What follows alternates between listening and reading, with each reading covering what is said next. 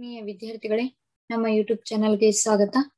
ಇಲ್ಲಿ ನಾವು ನಿಮಗೆ 9ನೇ ತರಗತಿಯ ಗಣಿತವನ್ನ ಬೋಧಿಸ್ತಾ ಇದ್ದೀವಿ.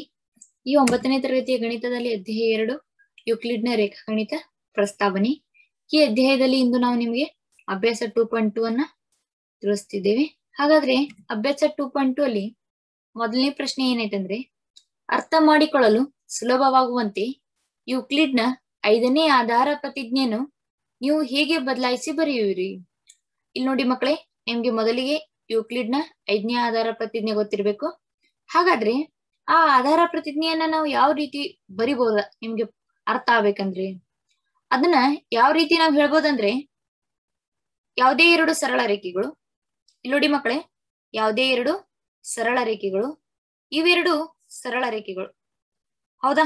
ಇದು ಒಂದು ಸರಳ ರೇಖೆ, ಇದು ಒಂದು ಸರಳ ರೇಖೆ. ಯಾವುದೇ ಎರಡು ಸರಳ ರೇಖೆಗಳನ್ನ ಒಂದು ಛೇದಕವು ಛೇದಿಸಿದಾಗ, ಇಲ್ಲಿ ಐತ್ ನೋಡ್ರಿ, ಇದು ಛೇದಕ. ಇದು ಛೇದಿಸಿದಾಗ ಇಲ್ಲೇ ಒಂದೇ ಪಾರ್ಶ್ವದಲ್ಲಿ ಒಳಕೋನಗಳು, ಒಂದೇ ಪಾರ್ಶ್ವದಲ್ಲಿ ಇಲ್ಲಿ ಕೋನಗಳು ಉಂಟಾಗ್ತವು. ಇವಾಗಿದು ಇಲ್ಲಿ ನೋಡಿ ಮಕ್ಕಳೇ, ಎ ಬಿ ಒಂದು ಸರಳ ರೇಖೆ, ಸಿ ಡಿನೂ ಕೂಡ ಒಂದು ಸರಳ ರೇಖೆ. ಇಲ್ಲಿ ಪಿ ಕ್ಯೂ ಛೇದಕ, ಇಲ್ಲೇನು ಪಿ ಕ್ಯೂ ಛೇದಕವು ಛೇದಿಸಿದಾಗ ಒಂದೇ ಪಾರ್ಶ್ವದಲ್ಲಿ ಮೀನ್ಸ್ ಇಲ್ಲೇ ಕೋನಗಳು ಏರ್ಪಡ್ತಾವ. ಒಂದೇ ಪಾರ್ಶ್ವದಲ್ಲಿ ಏರ್ಪಟ್ಟಂತ ಕೋನಗಳ ಮೊತ್ತ, ಇದನ್ನ ಕೋನ 1 ಅಂತ ತಗೊಳ್ಳೋಣ, ಇದನ್ನ ಕೋನ 2 ಅಂತ ತಗೊಳ್ಳೋಣ.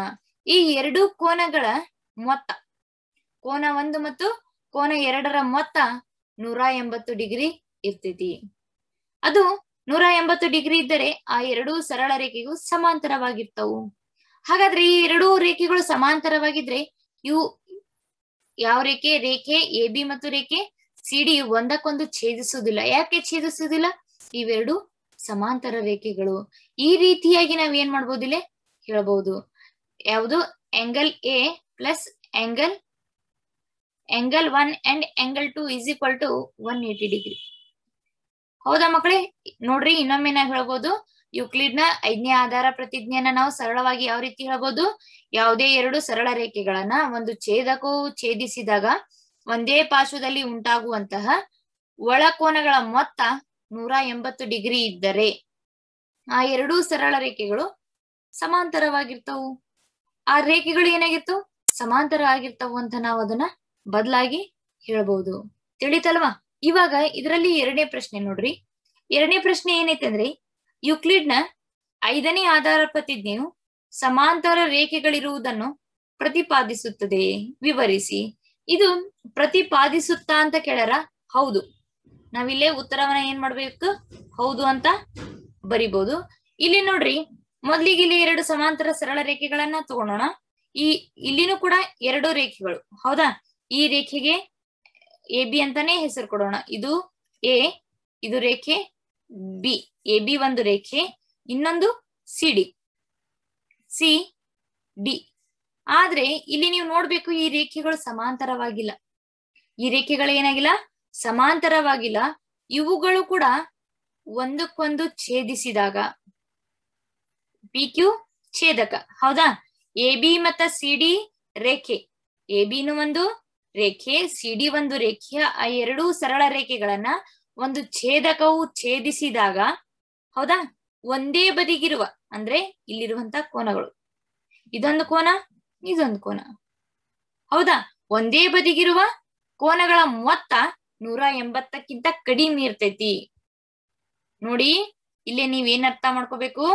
ಇವು ಎರಡು ಸರಳ ರೇಖೆಗಳು.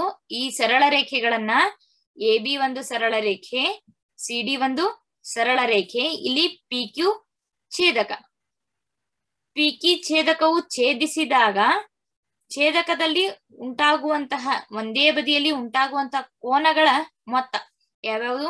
ಕೋನ 1 ಮತ್ತು ಕೋನ 2ರ ಮೊತ್ತ 180ಕ್ಕಿಂತ ಏನಾಗಿರ್ತೈತಿ? ಕಡಿಮೆ ಇರ್ತೈತಿ.